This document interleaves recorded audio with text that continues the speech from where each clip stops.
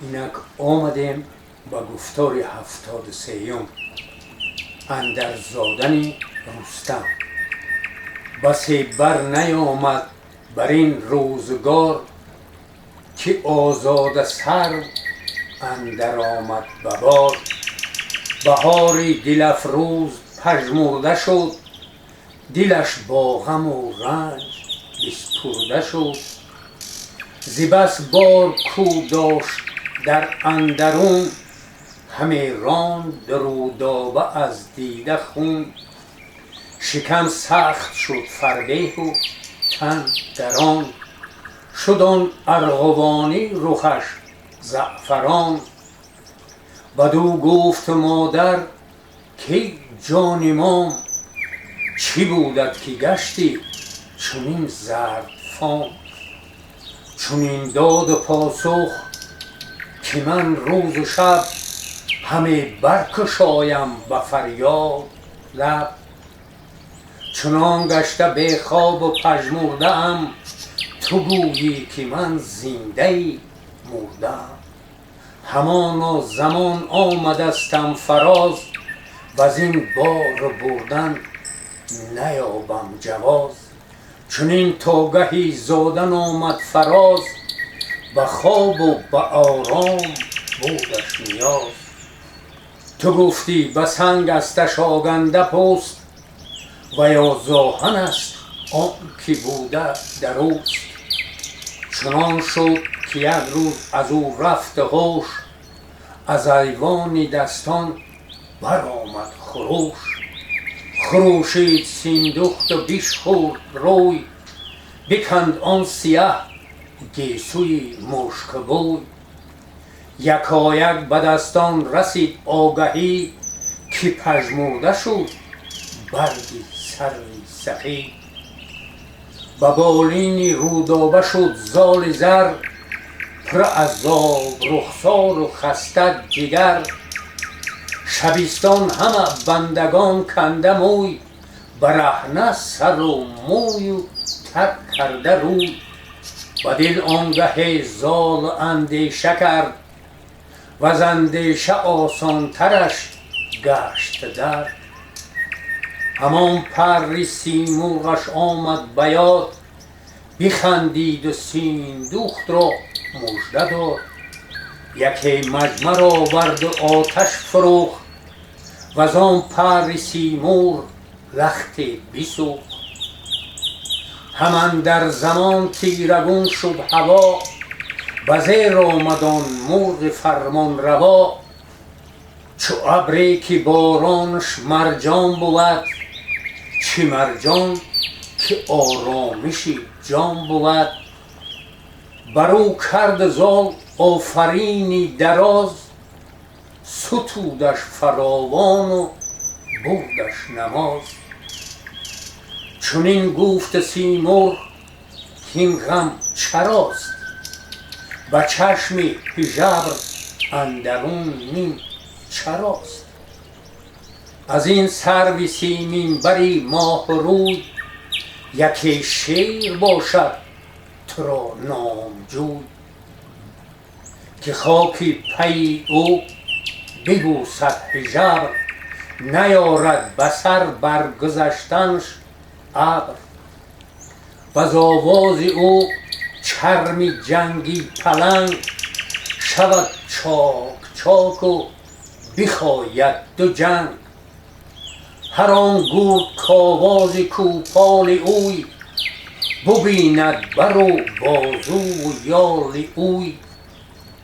ز آواز او اندر آید ز جای، دلی مرد جنگی پولاد خای.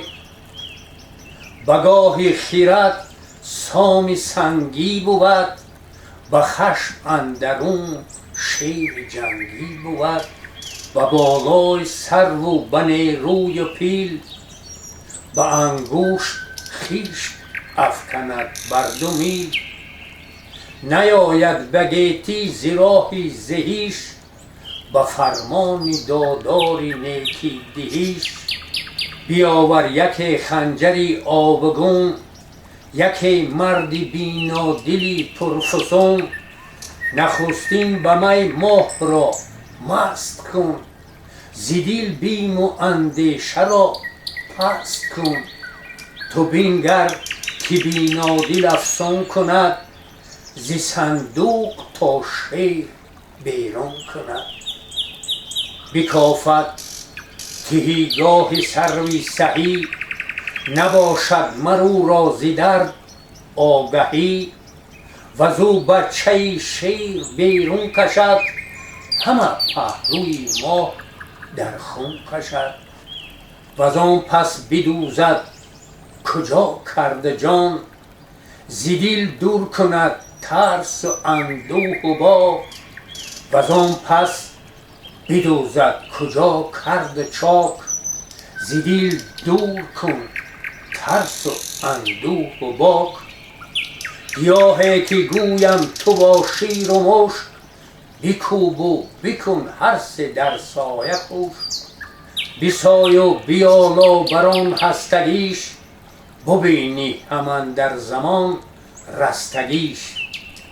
بران مال از آن پس یکی پریمن، خجسته بود سایه فریمن. تو را زین سخن شاد باید بودن، و پیش جهاندار باید شدن. کیو دادت این خسروانی درخت، که هر روز نو بشکفاند بخت. بدین کار دل هیچ غمگین مدار، که شاخی برومندت آید ببار. بگفت و یکی پر ز بازو بکن، فکند و به پرواز برشد بلند. بشد زال و آن پر او برگرفت، برفت و بکرد آنچه گفت ای شگفت. بران کار نظاره بود یک جهان، همه دیده پرخون و خسته روان. فرو ریخت از دیده سیندوخت خون، که کودک ز پهلو کی آید برون. بیامد یکی موبدی چرب دست، مران ماه روح را به می کرد مست. بکافید و بیرنج پهلوی ماه، بتابد مر بچه را سر ز راه. چنان بگزندش برون آورید، که کس در جهان این شگفتی ندید. یکی بچه بود چون گوی شیرفش، به بالا بلند و به دیدار کش. شگفت اندرو مانده بود مرد و زن، که نشنید کس بچه پیلتن. شبان روز مادر ز می خفته بود، ز می هفته و دل ز خشک رفته بود. همان زخمگاهش فرو دوختند، به دار و همه درد بسپوختند. چو از خواب و بیرون شد سروبن، و سیندوخت و بگشاد لب بر سخن. برو زر و گوهر برافشاندند، ابر کردگار آفرین خواندند. مران بچه را پیش او تاختند، بسان سپهر برافراختند. به یک روزه گفتی که یک ساله بود، یکی توده سوسن و لاله بود. بخندید از آن بچه سروی سهی، بدید اندرو فر شاهنشهی. بگفتا برستم غم آمد به سر، نهادند رستمش نامی پسر.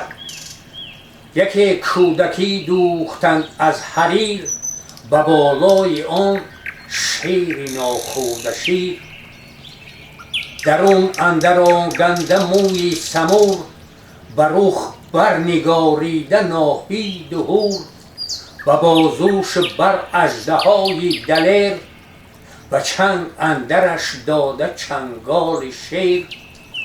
و زیری کش اندر گرفته سینام، به یک دست کوپال و دیگر اینام. نشاندندشان گه به اسبی سمن، بگیر اندرش چاکران نیز چند. چو شد کار یکسر همه ساخته، چنان چون ببایست پرداخته. هیونی تکاور برانگیختند، به فرمان بران بر درم ریختند. مرا صورتی رستمی گرزدار، ببردند نزدیک سام سوار. یکی جشن کردند در گلستان، ز کابلستان تا به بابلستان. همه دشت با باده و نای بود، به هر کنج صد مجلس آرای بود. به کابل درون گشت و مهراب شاد، به مژده به درویش دینار داد. به بابلستان از کران تا کران، نشسته به هر جای رامشگران. نبود کهتر از مهتران برفرود، به هم در نشستند چون تار و پود. پس آن پیکری رستمی شیرخوار، ببردند نزدیک سام سوار. فرستاده بنهاده در پیش سام، نگه کرد و خرم شد و شادکام. ابر سام یل موی بر پای خواست، مرا ماند این پرنیان گفت راست. اگر نیم از این پیکر آید تنش، سرش ابر ساید زمین دامنش. وزان پس فرستاده را پیش خواند، درم ریخت تا بر سرش گشت راست. و شادی برآمد ز درگاه و کوس، بیاراست میدان چو چشم خروس. در آن شهر سنگسار و مازندران، بفرمود آذین کران تا کران. می آورد رامشگران را بخواند، با خواهندگان بر درم برفشاند. چو یک هفته بگذشت زان گونه کار، نویسنده بنشاید آن نامدار. پس آن نام زال پاسخ نبشت، بیاراست چون مرغزاری بهشت. نخست آفرین کرد بر کردگار، بدان شادمان گردشی روزگار. ستودن گرفت آنگه زال را، خداوند شمشیر و کوپال را.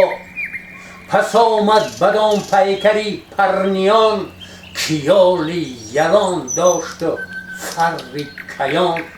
بفرمود کو را چنان ارجمند، بدارید کزین دم نیابد گزند. نیایش همه کردم اندر نهان، شب و روز با کردگاری جهان. که روزه ببیند جهان بینی من، ز تخم تو پور برآیینی من. کنون شد مرا و تو را پشت راست، نباید جز از زندگانیش خواست. فرستاده آمد چو باد دمان، بری زال روشندل و شادمان. بدو گفت یک یک ز شادی سام، که چون خود برافراخت این نیک نام. پس آنگه نامه بر زال زر، نهاد و بدو داد پندی پدر. چو بشنید زال این سخنهای نغز، به دل گشت خرم گوی پاک مغز.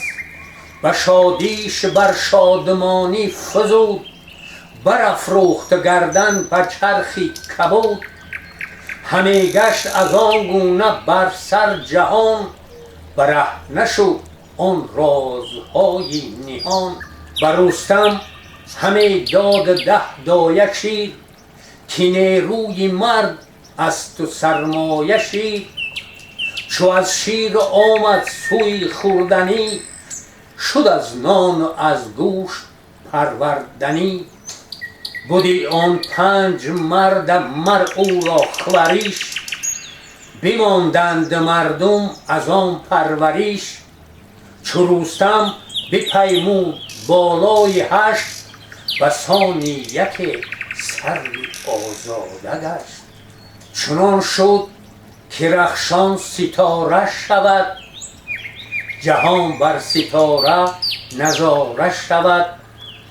تو گفتی که سام یلستی بجای، به بالا و فرهنگ و دیدار و رای.